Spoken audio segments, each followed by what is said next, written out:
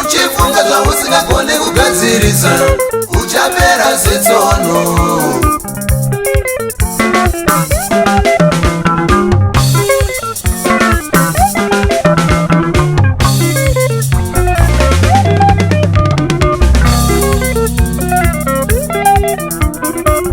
Hama yangu zvinobasirei kufunganya.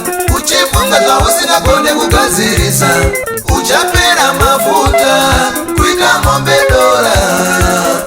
Unoonda kunge mombe yamedza plastic refriterizer kumusha yelo yaitaishandisa kudhara.